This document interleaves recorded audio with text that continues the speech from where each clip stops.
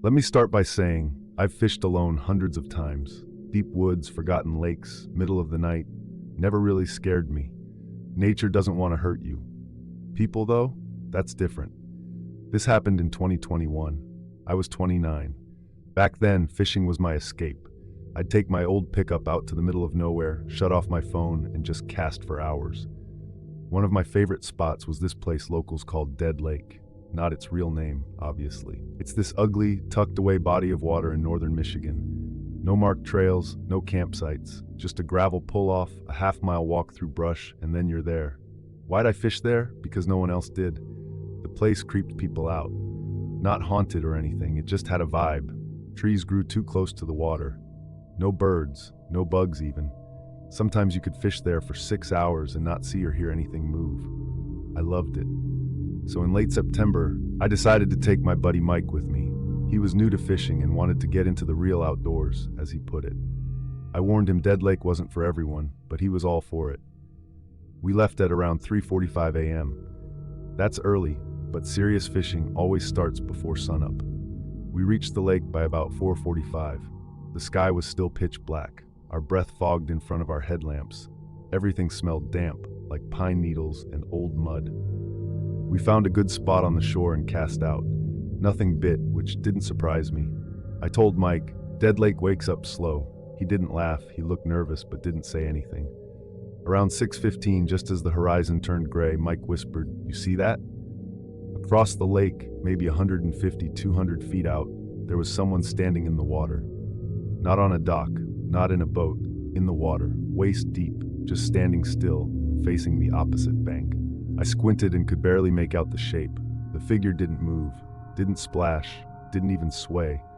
My first thought was, maybe it was a hunter pulling decoys, but there were no ducks around. And no one hunts in the water like that, especially not silently, not waist deep, and not without gear. Mike asked if we should yell. I said no. Last thing I wanted to do was spook some backwoods nut job out here. Then we heard a sound. Quiet at first, like someone humming. A deep, slow hum. It didn't sound like a tune, just one note, drawn out, again and again. It came from the direction of the figure. We both stood there frozen, rods in hand, staring across that still water as the humming kept going. Low, rhythmic, almost hypnotic. Then, after at least 5 solid minutes of this, the figure turned, slowly, mechanically, and faced us. And then it sprinted out of the water. I don't mean it walked. I mean it charged, full speed, splashing through the lake and disappearing into the woods behind it. But here's the thing. We didn't hear it crash through the trees. No twigs breaking, no leaves rustling, just silence, like it never existed. We stood there, not speaking, trying to make sense of it. Mike was pale. I could tell he wanted to leave. I kind of did too. But I didn't want to look stupid, so I said, probably just a homeless guy, maybe mentally ill. But I didn't believe that. We started packing up. As we walked back toward the trail, I tripped on something soft. I looked down and saw the edge of a blue tarp poking out from the leaves. Normally I wouldn't touch something like that, but curiosity got the better of me. I kicked it back. Underneath were bones. Dozens. Not full skeletons, just scattered bones. Some animal, maybe. I thought deer at first, but they weren't chewed up or splintered like coyotes leave them. The cuts were clean, like they'd been made with a saw. Mike looked down, then up at me and said nothing. We didn't talk the whole way back to the truck. We never reported it. I know how that sounds, but think about it. We had no proof, just bones in the woods. We were trespassing, and in a place with no cell reception. We left and swore not to come back. But I couldn't help myself. A week later, I searched online. No news reports, no missing persons cases near that area, nothing. But in an old fishing forum, someone had made a thread about Dead Lake. The post was from 2018. All it said was, "Don't fish the North Shore, that's where the guy was last seen." No replies, no username, just that, one post. I never showed it to Mike. I closed the tab, deleted the GPS pin, haven't gone back since. But I still think about that man in the water, or whatever he was.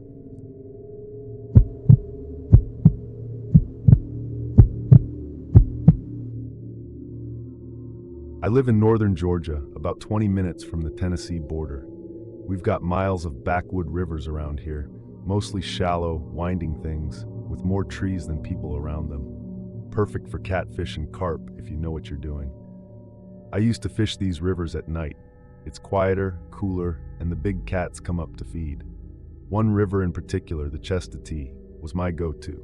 Not the part tourists see. I'm talking miles upstream, where the water's darker and the trees hang so low they scrape your canoe. No campsites, no ranger stations, just river, rocks, and woods. This happened about 3 years ago in mid-July. I was fishing solo on a Saturday night. I launched my kayak just after 9 p.m., planning to float and bait fish through the night. It was muggy as hell, but the moon was full and the river was smooth. I tied off at a familiar bend where the current slows and set up shop. Just me, my headlamp, and the sounds of frogs and water bugs. About an hour in, I hear splashing upstream. Nothing unusual at first. I've seen deer cross the river at night, but this sounded different, more erratic, like something was stumbling through the water, not swimming. I turned off my headlamp and crouched. The moon was bright enough to see a little. Eventually, I saw a figure come around the bend, waist deep in the water. A man. He was fully clothed, jeans, flannel shirt, soaked. He was moving awkwardly, like he was drunk, arms dragging behind him a little. I stayed quiet. People don't usually just walk chest deep down this river, not at night, especially not that far from any road. He kept moving downstream, slow and labored, passing about 30 feet in front of me. Didn't say a word, just kept waiting. I watched until he disappeared around the next bend, then sat there, waiting. For what, I'm not sure. Something felt off. I couldn't shake the feeling that he didn't choose to be out here, that he wasn't out for a stroll. I packed up quietly, untied my kayak, and started drifting downstream, keeping an eye out. I wasn't going to follow him, I just didn't want to be upstream of whatever the hell he was. After about 20 minutes, I reached the next bend. That's when I saw it. A backpack. Floating, half submerged, snagged on a tree root. I paddled closer and snagged it with my rod tip. It was heavy, waterlogged. I didn't open it. A few feet away, wedged between two rocks, was a boot. Not old, still laced, and just down from that, a sock, with a foot still inside it. I won't describe it more than that, but I backed away fast and beached myself on the bank. My first thought was, he's dead. He was dead when I saw him, and I just didn't know it. But then, how did he keep walking? I called the sheriff's office once I got into signal range, maybe a mile downriver. A deputy met me at a bridge. I gave them GPS coordinates, told them what I saw. They asked a few questions and told me they'd look into it. That was it. 2 days later, I followed up. They said they searched the area but didn't find anything. No body, no backpack, nothing. I asked if anyone had been reported missing. The deputy paused, then said, "We get a few every year. Rivers take them." But here's the thing, the river didn't take him. I watched him walk, alive, or at least moving. And unless my eyes lied to me, he was walking upstream. I haven't been back to that part of the river since. But sometimes, in the middle of the night, I'll wake up sweating and remember the sound of someone dragging their feet through chest-deep water, and wonder what I would have seen if I had turned on my light.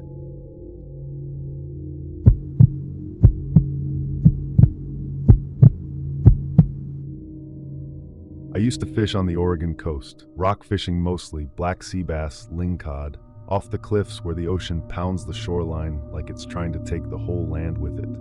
You hike out to these remote little outcroppings and cast right into the surf. It's dangerous, but the payoff is huge. This story happened in 2019 near a spot called Black Point, not the one you'll find on Google Maps. A local name for a stretch of cliffs about an hour from Tillamook, only accessible by an unmarked trail. You park near an old, rusted-out gate, walk a mile through woods, then another half mile straight downhill. It's brutal, but most locals knew the route. I learned about it from a guy named Travis. Mid-40s, rough around the edges, lived out of a van. Everyone in town knew him. He'd fished every spot on that coast for 20 years. Travis was the kind of guy who could tie a knot in freezing wind without looking. He didn't talk much, but when he did, it was fishing or nothing. I ran into him one morning at the gas station, and he mentioned he was heading to Black Point that weekend. Said the tides were perfect. I asked if I could tag along, and he shrugged. "If you can keep up." We met up at 4:30 a.m. the next day, drove out in silence, hiked in the dark, reached the cliff by dawn. The ocean looked calm enough, but the wind was biting. I remember how quiet it was. No birds, no planes, just wind and waves. We fished for a few hours, landed some decent rock bass. Travis didn't say much. Around 9, he motioned toward a narrow path that curved around the cliff face, barely wide enough for a person. "Want to try the ledge? Bigger fish there," he said. I hesitated. The path didn't have railings, obviously. One bad step and you're in the drink with no way back up. But I followed him. The ledge was maybe 30 feet long. We shuffled along until we hit a wider, flat spot, barely big enough for 2 people to stand shoulder to shoulder. He baited his hook and cast without a word. I followed suit. After a while, he lit a cigarette and said, "You ever hear about the guy who died out here?" I looked over. No. He didn't look at me. Years back, local kid, out here alone, never found the body, but they found his rod wedged in a crack like someone set it there on purpose. I stayed quiet.